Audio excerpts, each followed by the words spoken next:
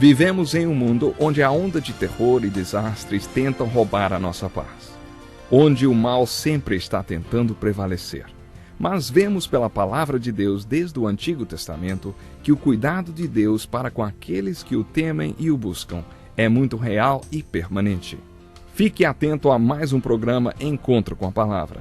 Aqui apresentamos a palavra de Deus como resposta a todas as mais difíceis questões da vida.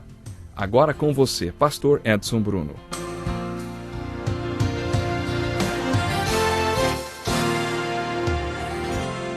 Seja muito bem-vindo ao nosso estudo da Palavra de Deus. É um prazer iniciar mais um programa contando com a sua participação. Abra sua Bíblia no capítulo 8 do Evangelho de João para darmos continuidade ao estudo versículo por versículo deste livro. Começamos lendo a partir do versículo 30. Acompanhe comigo. Diz assim: Tendo dito estas coisas, muitos creram nele. Disse Jesus aos judeus que haviam crido nele: Se vocês permanecerem firmes na minha palavra, verdadeiramente serão meus discípulos e conhecerão a verdade os libertará. Eles lhe responderam: Somos descendentes de Abraão e nunca fomos escravos de ninguém. Como você pode dizer que seremos livres? Jesus respondeu: Digo-lhes a verdade, todo aquele que vive pecando é escravo do pecado. O escravo não tem lugar permanente na família, mas o filho pertence a ela para sempre. Portanto, se o filho os libertar, vocês de fato serão livres. Uma vez me deparei com esse versinho. Um urso faminto prendeu sua pata em uma armadilha fatal. Tentava desesperado vencer a dor e livrar-se daquele mal. Acorrentado a uma árvore, urrava de dor, gritava por sua liberdade. Uma velha coruja do alto da árvore assistia ao urso, que àquela altura mal podia se mover. Ali de onde estava, filosofou para aquele pobre ser: Senhor urso, para que todo esse barulho? O senhor precisa ser um pouco mais controlado. A pessoa que escreveu este versinho estava refletindo sobre a vida e sobre os dois tipos de pessoas: as livres e as cativas. As pessoas cativas são os viciados. Uma pessoa pode ser viciada em cocaína, em heroína e em outras drogas pesadas. Mas existem outros vícios. A pornografia, por exemplo. Existem diversas formas e tamanhos de vícios. Uma pessoa pode ser viciada no trabalho, outra pode comer compulsivamente. A questão é que tem muita gente presa, escrava. E nesse versinho, este urso preso a uma árvore, gritando assustado e desesperado, representa o grupo dos cativos. Qual é a sua atitude em relação às pessoas acorrentadas a seus vícios? Como você reage ao encontrar alguém que não consegue seguir suas escolhas, que não faz mais o que quer, apenas o que precisa fazer? Como você se sente ao se deparar com um alcoólatra ou um dependente químico? Jesus sabia qual atitude tomar com estas pessoas. Quando Jesus andou pelo mundo, jamais ignorou aqueles que precisavam de ajuda. Jesus passou pelo tanque de Betesda e viu um homem que estava ali havia 38 anos e que achava que uma superstição o curaria. Durante todo este tempo, os líderes religiosos o viram, mas nunca se importaram com ele. Mas com Jesus foi diferente. Ele não passava reto pelos escravos ou, como diríamos hoje, pelos viciados. Deus nos criou para vivermos livres, para fazermos escolhas. Apenas os livres podem fazer escolhas. E hoje a maioria das pessoas não consegue fazer suas próprias escolhas.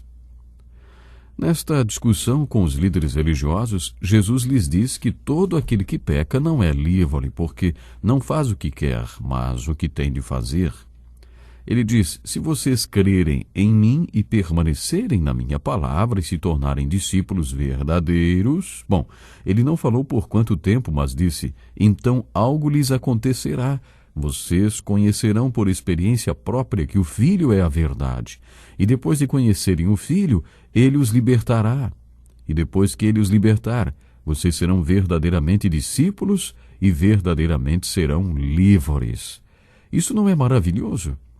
Mas, voltando àquele poema, hoje tanta gente livre não tem compaixão dos que são escravos.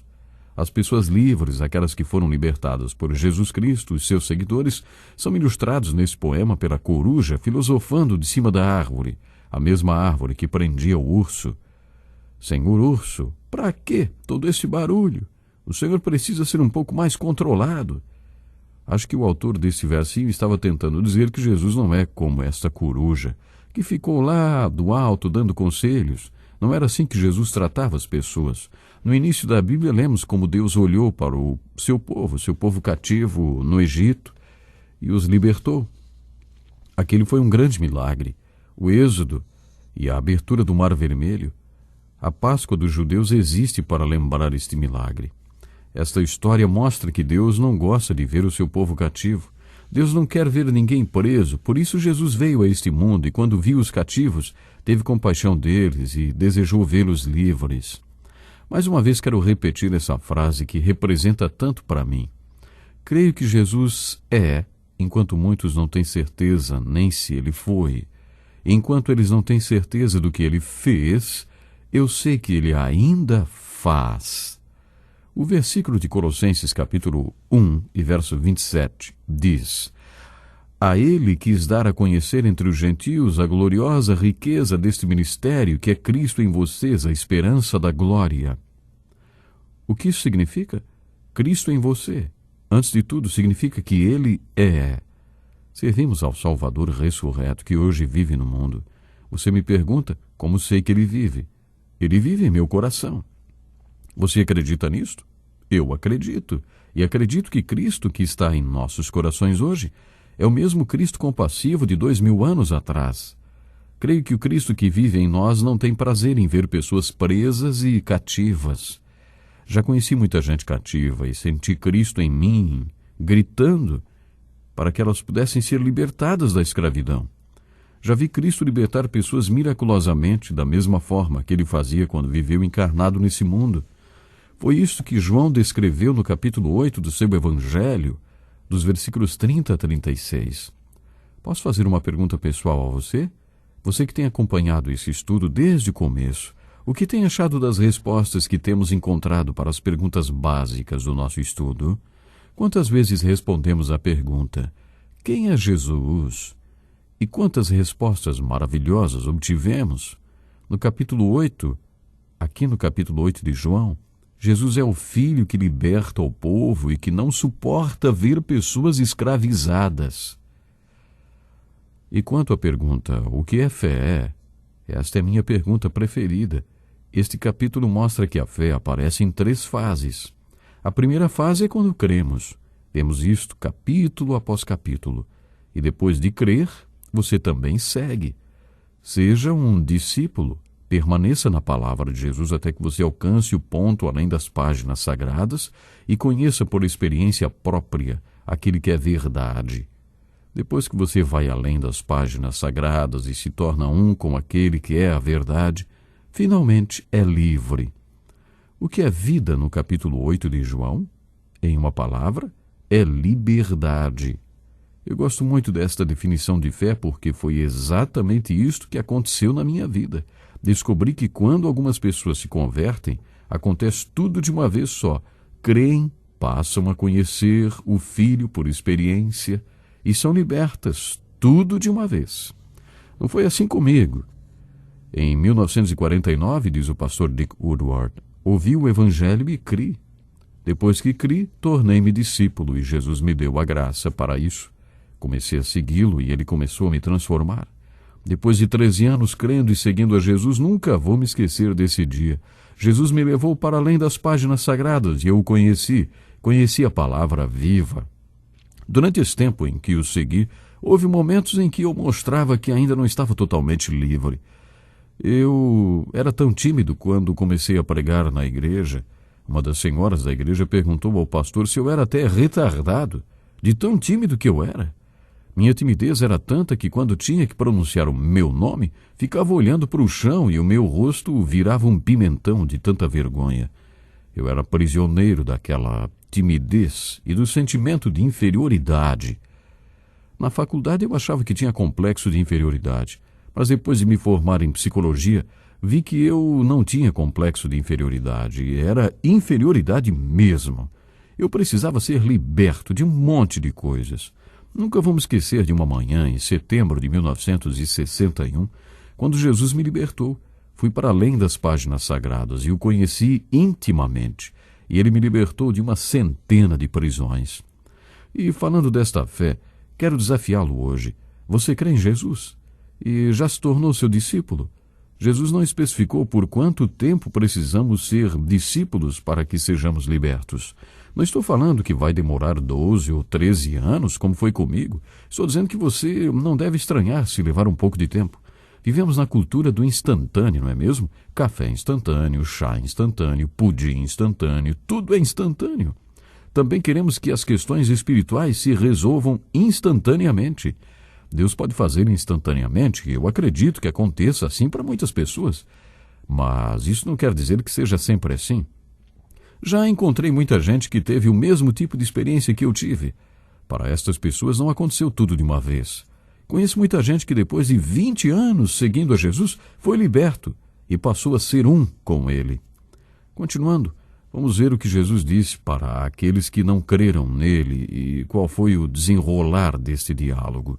Acompanhe comigo a leitura do versículo 37 ao 47 do capítulo 8 de João. Diz assim: Eu sei que vocês são descendentes de Abraão, contudo estão procurando matar-me, porque em vocês não há lugar para a minha palavra.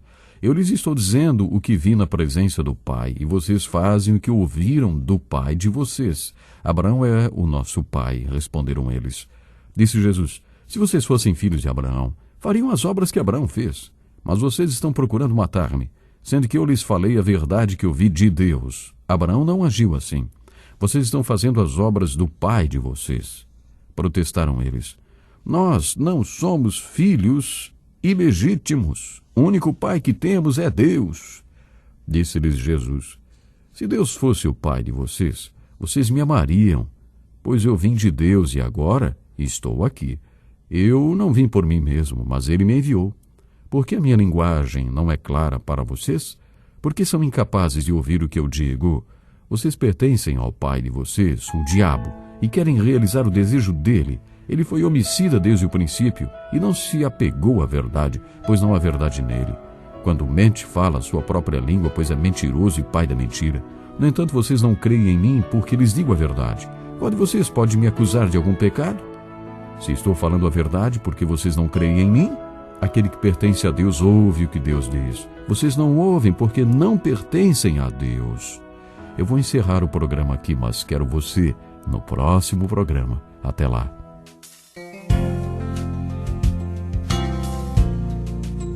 Que lição importantíssima. Obrigado, pastor Edson Bruno. Prezado ouvinte, coloque em prática o que você ouviu aqui. Sem dúvida, sua vida será grandemente abençoada.